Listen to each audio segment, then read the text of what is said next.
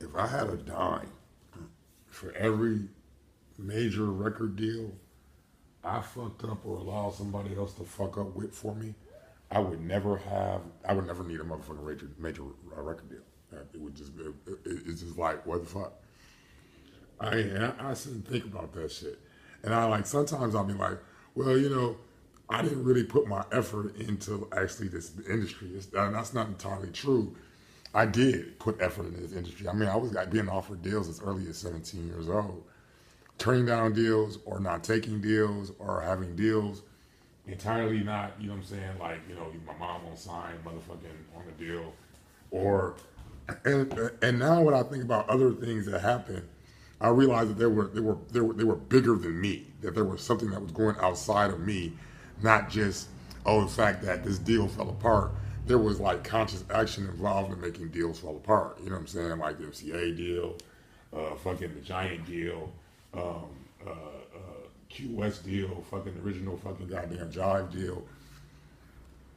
I realized that there were like, there were other like even the PNP deal, Loud deals. There were people who were who were actually involved in making sure that if it wasn't me fucking up the deal, it was somebody else fucking up the deal for me. Because if it was the deal I was gonna take, somebody fucked it up. You know what I'm saying? Like, okay, we can even like use the deal when and I mean I knew we was gonna take that deal, but fucking Rick was mad about that. Rick was hot about that. Rick really thought we were gonna end up with that deal when we went to the fucking barbecue and shit. And I'm not gonna get too detailed with that because but Rick was mad about that shit. That's why him and they fell out at the end of that shit. I mean, towards the end, because he really thought we were gonna take that deal, and there was no reason why we shouldn't have taken that deal. It was because somebody didn't want that deal, and that's the unfortunate thing that I found that a lot of times I'm involved with individuals who don't actually really want what they say they want. Or I was involved with a lot of people who said they wanted what they didn't actually want, just wanted it enough for the fact that other people thought they should want it, and the fact that they wanted to stop other people from getting what they actually wanted. And the best way to do that is to be involved in the whole process. And I mean, insane motivations and shit. I'm like, wow, that's crazy. How many deals that and I'm not again. There's no resentment in relationship to these deals. It was what it was. Because if I had taken these deals and if I had gone that direction, then I wouldn't be where I am right now, and I wouldn't have had the focus that I've had over the last couple. I've been focused on other shit. And if I had been focused on other shit, I'd have lost sight of what it is that I actually, because I mean, at the end of the day, I realized that I didn't want to be on stage. I love stage. I love being on the stage. I love performing. But that wasn't what I really wanted. You know what I'm saying? I didn't really want to be performing on stage. I didn't want to be beholden to an audience. You know what I'm saying? And living up to an audience's motherfucking expectation. I didn't want to tour. I didn't want to be on shows. Those things, I didn't want to do shows. There's things that I didn't want to, I didn't want to do videos. I didn't want to be famous.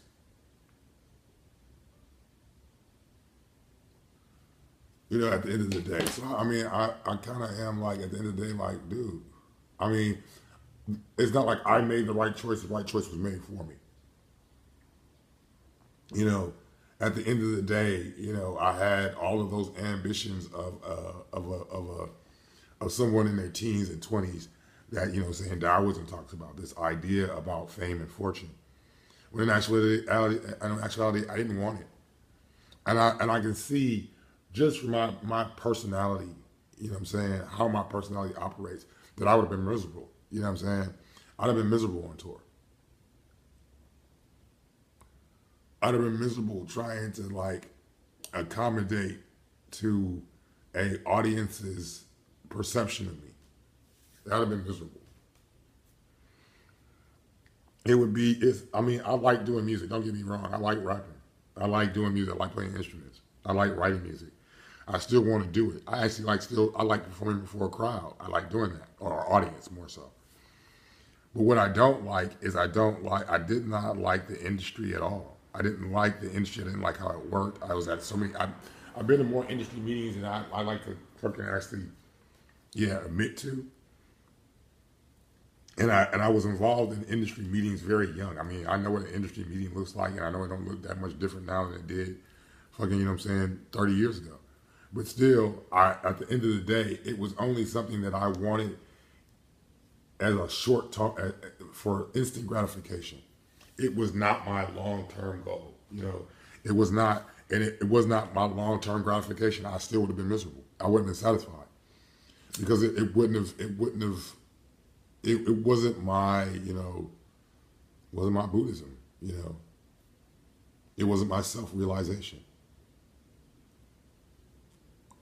And not to say that people don't find self-realization in doing music, and people don't find happiness in doing music, because they do.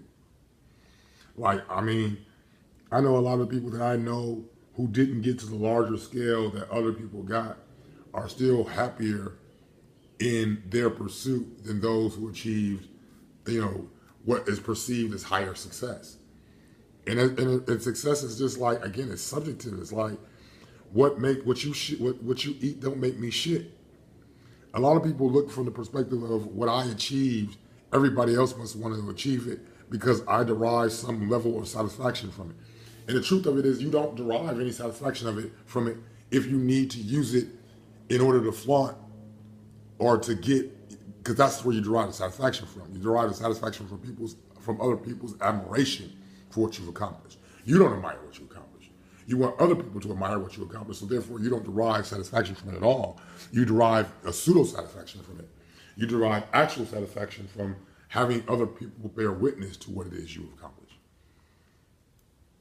And that's not actual self-esteem. That's not actual, you know what I'm saying? That's not authentic. It's not an authentic self-esteem in relationship or esteem derived from that accomplishment. So like, it's when you don't need other people to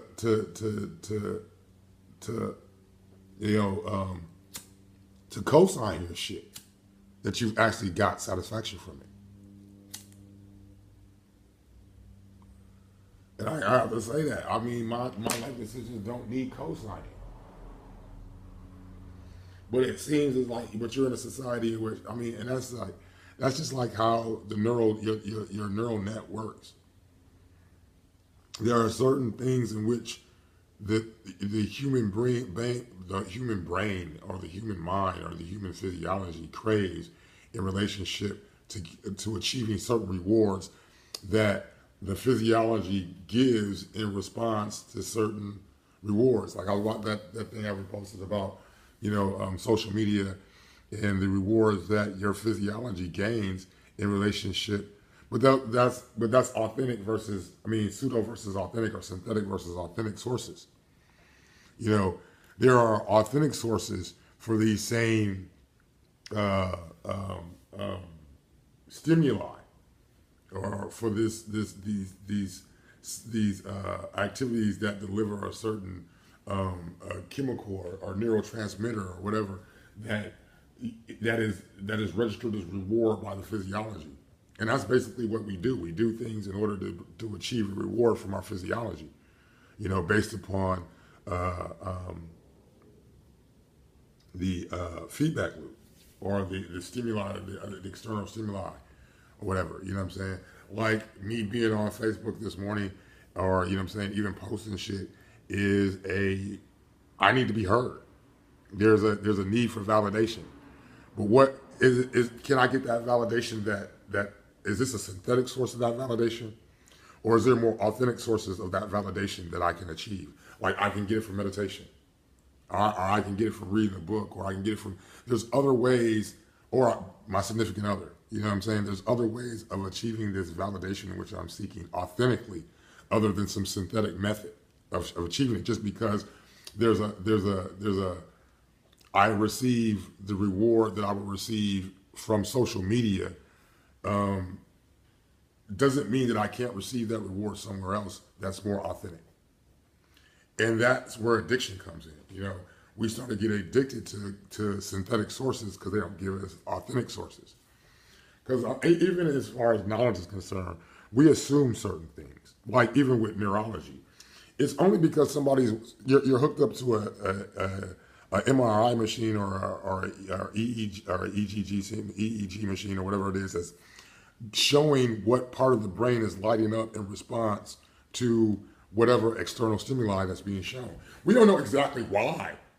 We don't know that stimuli that is showing that response is authentic or it's synthetic. We just know that it's giving a certain it's having a certain response within the brain, in a certain region of the brain, and that we can correlate or we can connect between that stimuli and that part of the brain, that this action or engaging in this act has this response in the brain. And enough of them start showing, well, this is the type, or enough of them shows that this is what part of the brain responds to this behavior or this interaction or this stimuli. But what is synthetic versus what is authentic can't necessarily be determined by just that observation. There has to be further observation to determine which of those stimuli are authentic, and which, like, okay, codeine versus, you know what I'm saying, the natural dopamine that your body produces. We know that we can say that the dopamine created by codeine is synthetic in relationship to the dopamine your body produces. And therefore, an addiction is derived from the fact that if you're only deriving, because it's an easier process, it's the synthetic process of ingesting cocaine through the nostrils, and the quicker delivery system of inhaling it is a far quicker way, or the far quicker delivery system of getting this synthetic dopamine versus the authentic dopamine, because you gotta go through processes. You gotta watch a good movie. You gotta motherfucking goddamn read a good book. You might gotta get a good nut or whatever it is that you have to do in order to release this other dopamine. Means that you have to actually work. You know what I'm saying? And there has to be work and done. I mean, this work has to be done in the cocaine too, but it's a more intense and a more focused and a less active. There's less activity necessary in achieving this synthetic dopamine. So the addiction. You can't create the dopamine as far as cocaine is concerned. You can't create that synthetic dopamine that it creates. As a matter of fact, it starts shutting down the actual natural dopamine in regards to that dopamine, because the synthetic dopamine is preferred. But that's short term. It's not long term. The authentic dopamine is better for you in the long term. So it's better to derive your source from the authentic dopamine. So, yeah, as far as that's concerned. You know what I'm saying? So, but there's things that we know and there's things that we don't know based upon the amount of information that can be, ascertained over time. I mean, trial and error and so forth and so on. So, nothing is sage right now this morning. I gotta find some alternate means to some new hustles and shit. Yeah, that's what I started out with. I took a dime, every single time that I turned down a deal, or was, a deal, not even turned down a deal. Because I can't necessarily say I turned down deals. I haven't turned down deals. I've determined that there was a better deal available than the deal that was being offered at the time, and looked for the better option. And and I've had deals fucked up for me, I mean, there are people on my timeline who know they were involved with fucking up motherfucking goddamn deal, or was associated with individuals who were, fucked up deals. And they didn't fuck up deals just for me, they fucked up deals for themselves too. You know what I'm saying? I mean, made stupid decisions that fucked up deals, like really fucked up deals where niggas really didn't even have to do work and shit like that. I mean, and there's deals that I wouldn't have fucked up that would have been like, was residual income that I wouldn't have fucked up. You know what I'm saying? And I mean, chances to work with Wu-Tang, my nigga, and shit like that, I wouldn't have fucked that up on my own. I would have needed help, and I did have help. Because Chill loved us. That shit right there, man, nigga. We should have had that deal with Firehouse. I don't understand why we didn't have it. I don't even understand what happened. The niggas was in my house. They were in my house. Staying in my house. There's no way in the world why we shouldn't have, that deal with Chill shouldn't have gone all the way through. Oh yeah, they went to the motherfucking concert without me and then made a fucking crazy U-turn and had Chill get out the car and say, I'm not